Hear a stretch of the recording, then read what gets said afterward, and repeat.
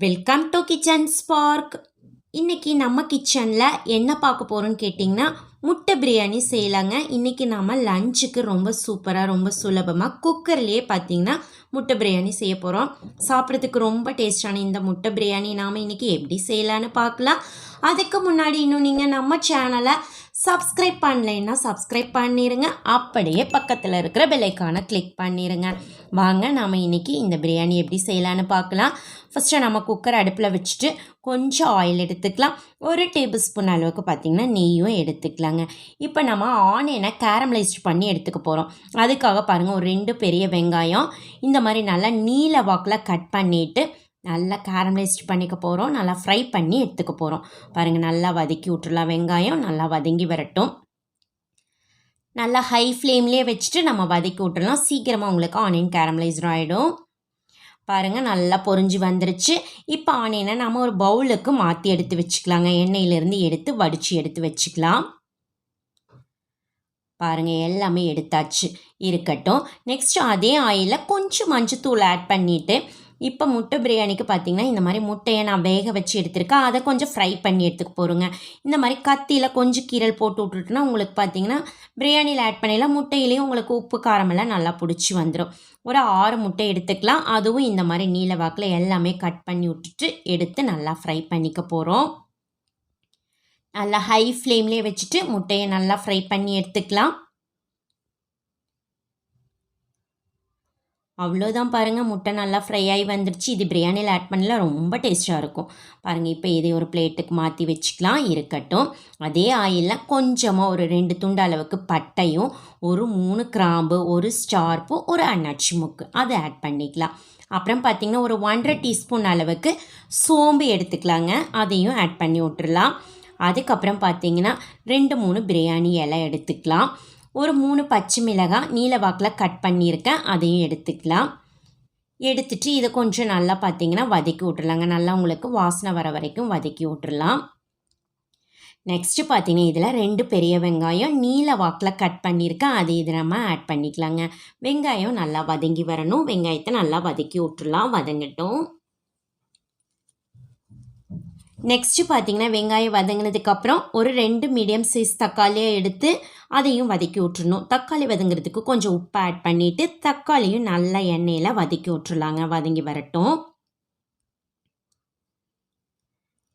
பாருங்கள், தக்காளியும் வதங்கிருச்சு. இப்போ இந்த டைமில் 2 டேபிள் ஸ்பூன் அளவுக்கு இஞ்சி பூண்டு பேஸ்ட்டு எடுத்துக்கலாம். அதையும் நல்லா உங்களுக்கு இந்த எண்ணெயிலேயே வதக்கி விட்டுறலாங்க, நல்லா வதங்கட்டும். இஞ்சி பூண்டு நல்லா உங்களுக்கு வாசனையோட எண்ணெய் பிரிஞ்சு வர வரைக்கும் வதக்கி விட்டதுக்கு அப்புறமா ஒரு கைப்பிடி அளவுக்கு பார்த்திங்கன்னா புதினா இலை எடுத்துக்கலாம். ஒரு கைப்பிடி அளவுக்கு கொத்தமல்லி இலையும் எடுத்துக்கலாங்க. இதையும் நல்லா எண்ணெயிலேயே பார்த்திங்கன்னா வதக்கி எடுத்துட்டிங்கன்னா நல்லா வாசனையாக இருக்கும் உங்களுக்கு. பாருங்கள், நல்லா உங்களுக்கு எண்ணெயிலேயே வதக்கி விட்டுறலாம். இதுவும் வதங்கினதுக்கு அப்புறமா இப்போது ஒரு 2 டேபிள் ஸ்பூன் அளவுக்கு நல்லா கெட்டியான தயிராக புளிக்காத தயிராக எடுத்து நம்ம ஆட் பண்ணி விட்டுட்டு அதுவும் கொஞ்சம் நல்லா மிக்ஸ் பண்ணி விட்டுறலாங்க, நல்லா வதங்கி வரட்டும். நெக்ஸ்ட்டு பாருங்கள், ரைஸ் எடுத்துக்கலாம். இன்றைக்கி நான் 2 கப் ரைஸ் பார்த்திங்கன்னா ஒரு 1/2 hour ஊற வச்சு எடுத்து வச்சுருக்கேன். பாஸ்மதி ரைஸ் எடுத்துருக்கோம். நல்லா கழுவி சுத்தம் பண்ணிவிட்டு 2 கப் ரைஸ் எடுத்துருக்கிறேன். இப்போ இதை நம்ம நல்லா மசாலோடையே மிக்ஸ் பண்ணி விட்ருணுங்க. தண்ணி ஊற்றுறதுக்கு முன்னாடி இந்த மாதிரி மிக்ஸ் பண்ணி விட்டுட்டிங்கன்னா தான் எல்லா பக்கமும் மசாலா உங்களுக்கு பிடிச்சி வரும். பாருங்கள், நல்லா மிக்ஸ் ஆனதுக்கப்புறம் நம்ம 1 டீஸ்பூன் அளவுக்கு பார்த்திங்கன்னா கரம் மசாலா எடுத்துக்கலாங்க. 3 டேபிள் ஸ்பூன் அளவுக்கு பிரியாணி மசாலா எடுத்துருக்கிறேன். நெக்ஸ்ட்டு பார்த்திங்கன்னா இந்த ரைஸுக்கு தேவையான அளவு உப்பு எடுத்துக்கலாம். அவ்வளோதான். இதையும் நல்லா மிக்ஸ் பண்ணி விட்டுறலாங்க, நல்லா மிக்ஸ் ஆகட்டும். இப்போ 2 கப் ரைஸுக்கு பார்த்திங்கன்னா 3 கப் அளவுக்கு தண்ணி எடுத்திங்கன்னா உங்களுக்கு கரெக்டாக இருக்குங்க. 1க்கு 1.5 எடுத்துக்கிட்டிங்கன்னா கரெக்டாக இருக்கும். நீங்கள் எதில் மெஷர் பண்ணுறீங்களோ அதில் 1க்கு 1.5 எடுத்துக்கோங்க. அப்போ அரிசி பார்த்திங்கன்னா ரைஸ் உங்களுக்கு நல்லா உதிரி உதிரியாக சாப்பாடு வெந்து கிடைக்கும் உங்களுக்கு. நல்லா மிக்ஸ் பண்ணி விட்டுட்டு நம்ம மூடி போட்டு மூடி வச்சுக்கலாங்க. கொதிக்கட்டும், அது வரைக்கும் வெயிட் பண்ணலாம். பாருங்கள், நல்லா கொதிச்சு வந்துருச்சு. இப்போ நல்லா மிக்ஸ் பண்ணி விட்டுட்டு நம்ம கேரமலைஸ்ட் பண்ணி வச்சுருந்தோம் இல்லைங்க வெங்காயம், அதையும் நல்லா இதில் கொஞ்சமாக நல்லா தூவி விட்டுறலாம். கொஞ்சம் வச்சுக்கலாங்க பரிமாறையில் நம்ம ஆட் பண்ணிக்கிறதுக்கு. நெக்ஸ்ட்டு பார்த்திங்கன்னா ஃப்ரை பண்ண முட்டை பாருங்கள் நம்ம எடுத்து வச்சு முட்டை எல்லாமே ஆட் பண்ணியாச்சுங்க. அவ்வளோதான் பாருங்கள். இதை நீங்கள் எதுவும் மிக்ஸ் பண்ணவே வேண்டாம். அப்படியே நம்ம மூடி போட்டு வச்சுக்கலாங்க. நல்லா ஒரே ஒரு விசில் மட்டும் விட்டிங்கன்னா போதும். நல்லா கொதிச்சதுக்கப்புறம் மூடி வச்சுருக்கிறதுனால நம்மளுக்கு ரொம்ப நேரம் வந்து விசிலோட தேவையில்லை, 2 விசில் தேவையே இல்லை. ஒரே ஒரு விசில் மட்டும் போதும் வரட்டும்.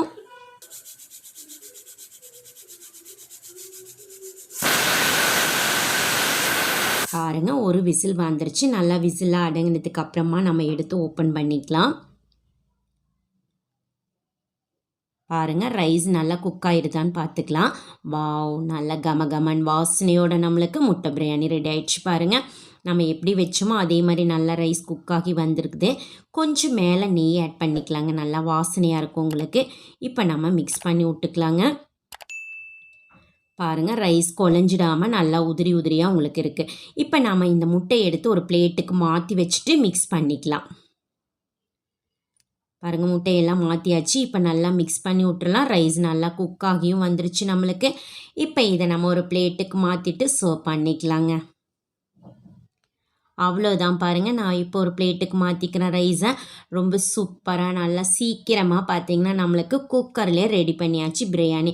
இப்போ நம்ம எடுத்து வச்ச முட்டை, இதுக்கு தயிர், வெங்காயம், கொஞ்சம் கேரமலைஸ்ட் ஆனியனுங்க. ரொம்ப சூப்பராக இருக்கும் சாப்பிட்றதுக்கு. பாருங்கள் பார்த்தாலே நம்மளுக்கு வந்து ரொம்ப அட்ராக்ஷனாக சாப்பிடணும் போல் இருக்குது பாருங்கள். அவ்வளோ சூப்பராக இருக்கும் இந்த பிரியாணி. நம்ம எப்படி சிக்கன் பிரியாணி, மட்டன் பிரியாணி எல்லாம் செய்வோமோ அதே மாதிரி அதே டேஸ்ட்டில் இருக்கும் உங்களுக்கு இந்த முட்டை பிரியாணிங்க. ஸோ நீங்களும் ஒரு முறை உங்கள் வீட்டில் இந்த மாதிரி முட்டை பிரியாணி ட்ரை பண்ணி பாருங்கள். சாப்பிட்றதுக்கு டேஸ்ட்டாக இருக்கும். ட்ரை பண்ணி பார்த்துட்டு எப்படி இருக்குதுன்னு மறக்காமல் கமெண்ட் பண்ணுங்கள். உங்களுக்கு இந்த வீடியோ பிடிச்சிருந்ததுன்னா உங்கள் ஃப்ரெண்ட்ஸுக்கெல்லாம் ஷேர் பண்ணுங்கள், லைக் பண்ணுங்கள். மறக்காமல் கிச்சன் ஸ்போக் சேனலுக்கும் சப்ஸ்கிரைப் பண்ணுங்கள். மீண்டும் சந்திக்கலாங்க நாம் இன்னொரு புது ரெசிபியோட. அது வரைக்கும் நன்றி. பாய்.